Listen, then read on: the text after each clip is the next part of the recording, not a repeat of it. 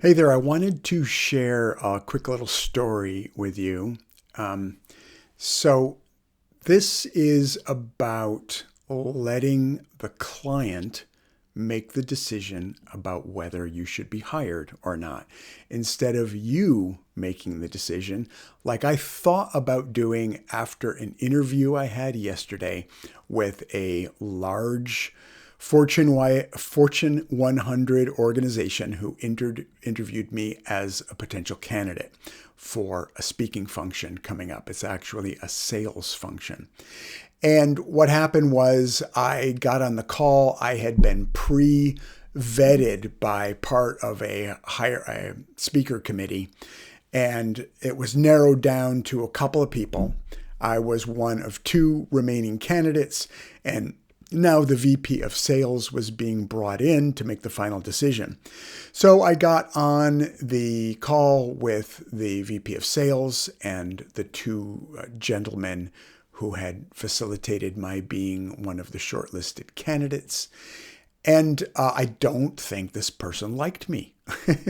Now, you never know. You don't really know what people are thinking. They might be stressed. Different personalities connect in different ways. But first of all, the gentleman did not know what I do as an entertainer. So I think he was busy, didn't really get a chance to familiarize himself with my approach, which, as you probably know by now, if you've watched other videos, is that I pose as a waiter who gets more and more odd and eccentric and turns out to be the keynote speaker. I love what I do. I have the best job in the entire world. And a lot of people agree and find it really, really fun. So when I had the opportunity then and there to give them the quick overview of what I do, I convey that with a lot of relish and a lot of joy. And that just did not seem to move this individual in any way, shape, or form. I had no clue whether they thought that was a dumb idea, a scary idea, a delightful idea, or what, because there was just very, very little coming back from the other side. So, and this is the prerogative of anyone on a hiring team. You conduct your interviews exactly the way you want. Perhaps this was all intentional as a means of trying to gather information in a way that would be useful to the VP.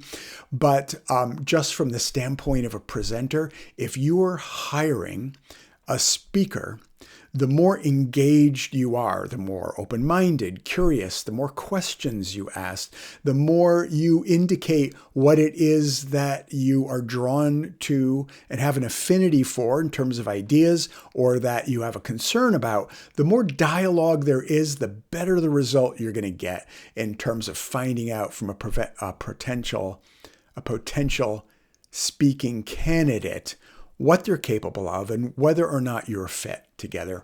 So I would recommend that you show your cards a little bit to the candidate speaker and let them know what's on your mind, what you're thinking, what you're feeling, and just have a open, engaged dialogue about that. That wasn't what I felt occurred for this particular interview.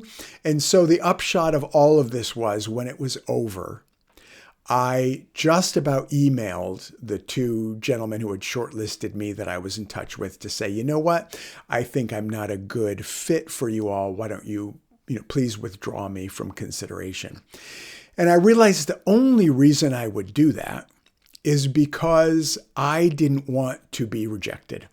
I anticipating that I might very well hear, we're not going with you, was for me motivation to pull myself so I didn't have to be told first that I was not being chosen. I wanted to not choose them first before they not choose me.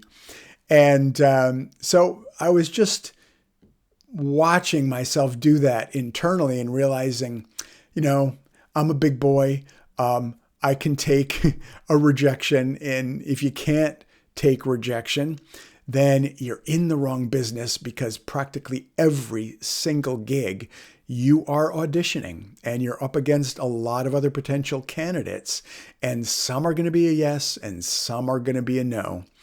And in this particular case, I realized I just needed to let the emperor who's sitting up in the stands give his thumbs up or thumbs down to the gladiator in the middle of the Colosseum ring and decide whether I live or die in relationship to presenting for this particular group.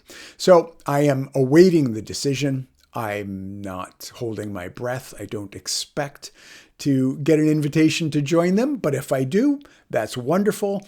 And, my job is not to make assumptions about what people need, what they want, and who they are beneath the mask of a brief Zoom meeting.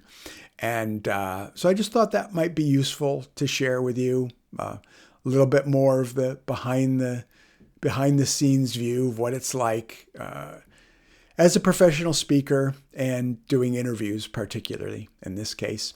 All right. Thanks for watching. Until next time.